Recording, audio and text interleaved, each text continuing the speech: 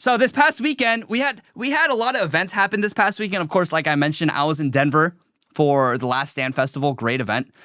But also, Turning Point USA's Young Women's Leadership Summit, the YWLS, happened this past weekend. And I love Turning Point. I love what they do. I love how they activate the next generation of youngsters in this country. By the way, Turning Point is the largest youth organization, not only in America, but in the entire world. Not youth, but conservative youth. So the largest conservative youth organization in the entire world. That's Charlie Kirk's accomplishment through the grace of God. So I have no agenda against Turning Point insofar as I'm not going to counter-signal them because they have been the most positive force for young conservatives in America by far. Now, one thing I will say, though, is I do wish they changed the name of the event.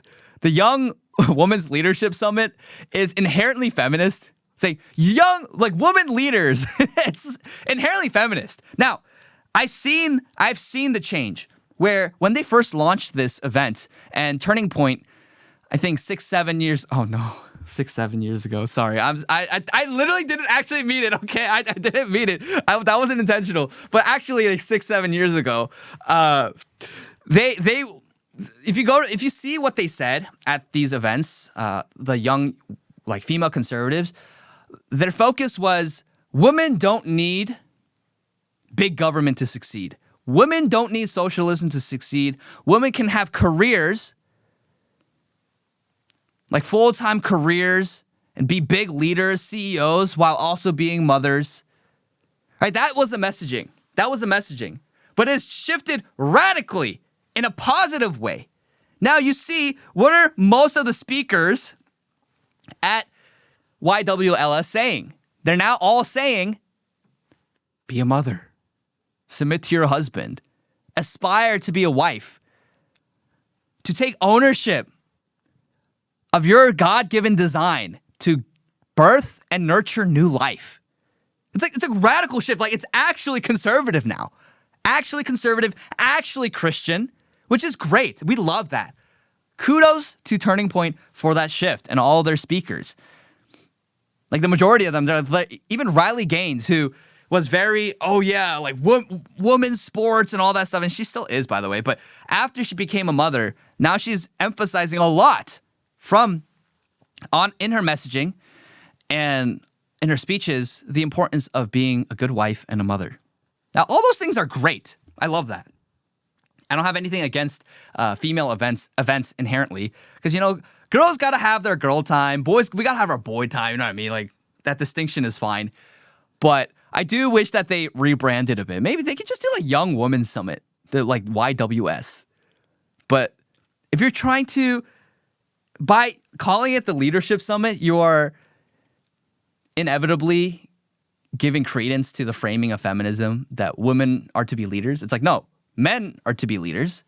If you're thinking biblically, but also just anthropologically, what was observed and exercised all throughout history. Yeah, like men are to lead and women are to support and follow. Women were created literally to be the helpmate of man. If you are a Christian, you believe that. But it's not to say women can't be in any leadership position at all, but that's what we want. So maybe the rebranding needs a rebranding of sorts. But all that being said, that's not the focus of this news story. The focus is the violence that erupted from left-wingers at this event. So here's a video. So this event happened in San Antonio, and there's a bunch of left-wing agitators, terrorists, as you can accurately describe them, and Antifa members going and attacking conservatives at this event.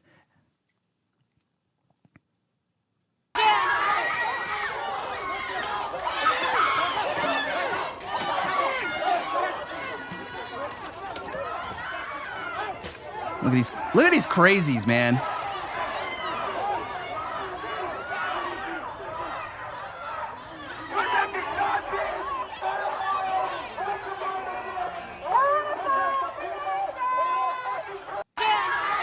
And then they've been chanting F Erica Kirk. They've been saying, Charlie, good thing that Charlie died. They've been doing that. They did that the entire weekend. Here, we have a video of a radical left-winger dressed up as Charlie Kirk and reenacting his assassination in front of everyone. Can we make that full screen? He's wearing a paper mache Charlie Kirk face. He has the freedom shirt on. He's on the ground reenacting the assassination of Charlie Kirk.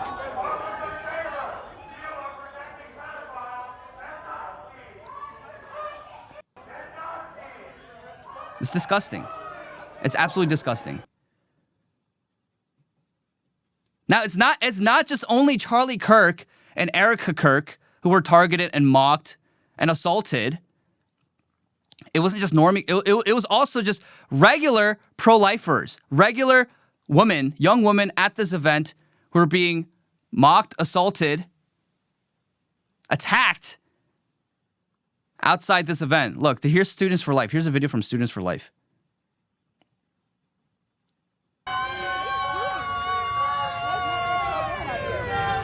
You should have been swallowed instead of born. That's not very pro-women of you. Okay, don't throw water on people. Don't throw water on people. You can't throw water on people. Fuck Charlie Kirk! That is fascism. For the KKK. Very pro-women of you to call me a pig because you disagree with me as a woman. That's okay. The whole world will watch how you're acting. The whole world will watch how you are acting towards women and see that you are not the side of women. Forced abortion. Nazis forced abortion on Jewish people. Do you support what happened to Charlie Kirk? Yes, I do. You do support? So you support assassinating people who believe what I believe? I support assassinating fascists. So what is a fascist? Girl, I'm not here to have this conversation. You don't know what a fascist is. You are the one being fascist because you are the one being fascist because you are standing against free speech. Okay, well, I think I don't know what else to say.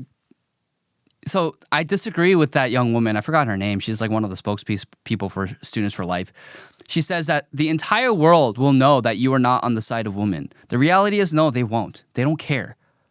Not only is the propaganda so strong from the mainstream media and our political and academic institutions that convince people that normal people like us are fascists who deserve to die, most people don't even care. Like, they don't care. So, yes, we can work to change hearts and minds, which is really important, by the way. It's not a fruitless endeavor. But the reality is, a lot of people won't care. These people, which make up millions in this country alone, millions and millions of people who mock the death of Charlie Kirk, who advocate for it, who think that it was a good thing. I mean, you see these videos, they keep mocking him. They keep advocating for violence against people like you and me and calling us Nazis and fascists so that they have justification for themselves in their own mind to kill us. Social media, all over social media is littered with memes of Charlie Kirk, and this is what people need to realize. That the left wants you and me dead. If you hold normal beliefs about family, about the country, if you hold normal beliefs that were literally widely agreed upon by 99% of the population 10 years ago, they want you dead. They literally want you dead, and they want to torment your grieving family forever. That's what they've shown us. And the reality is the Trump administration completely squandered the political capital and momentum they had after the death of Charlie Kirk. The momentum was on our side. People were getting fired if they celebrated the death of Charlie Kirk. Now what happens? They're reinstated. People's posts were taken down if they celebrated it. Now they're being reinstated. We had every single right. The political capital was on our side to go and crush the left, to completely dismantle these leftist organizations that organize and mobilize violence against conservatives. and Christians who mobilize events like this where they attack young girls. They attack conservatives. We had every single we had all the political capital in the world to take bold action against these kind of people. But we didn't. Well, they didn't. The Trump administration did nothing. And that's a huge failure. That's one of the biggest failures, in my opinion, of the Trump administration. Aside from other failures that they have, this is the biggest failure. Where Charlie's death could have been used to completely destroy the left and crush them.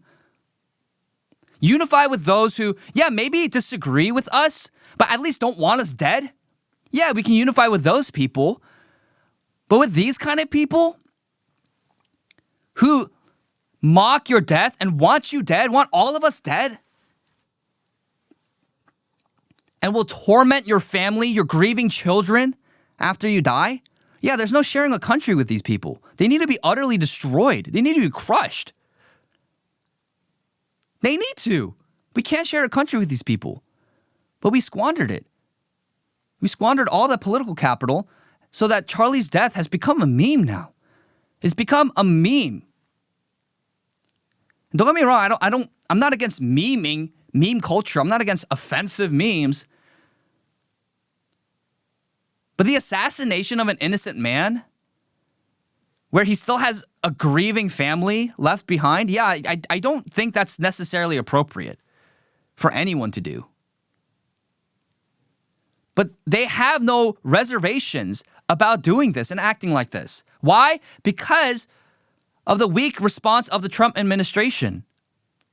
So now, Trump administration could get away. They literally didn't attack and destroy the left for their insanity and violence.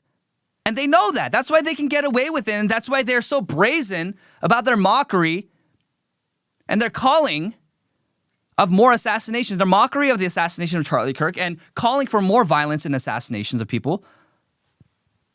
They know they can get away with it because the response of the Trump administration has been weak. The GOP controls all three branches of federal government. There's no reason why they couldn't take decisive action against these groups of people who commit violence and call for violence against people like you and me. So, if the Trump administration continues to be weak against these people, then I'm sorry. I'm not sorry, but the thing is, the reality is the left will continue to act this way. There were assaults in a pride parade in Philly this past weekend as well. I'm not going to play you the video, just going to show you right here. Like, you can go down. Like, just constantly being in his face. And, like, if a conservative did this, they'd be arrested. Oh, yeah, but the left can go and attack people, shove people, assault people. Yeah, truly the side of tolerance and compassion, right? Truly. There's also a VTuber, a Sonic VTuber. She's a fan of Sonic. Her name is Mia Zhu. And she was invited to a Sega creator event, but then she was uninvited after millions of insane leftists and thousands of insane Sonic fans started to expose her for being racist and transphobic because she thinks that men cannot become women.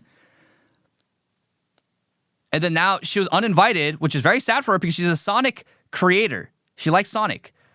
But now Sonic fans, these leftists, are spamming Charlie Kirk's death image in her comments still.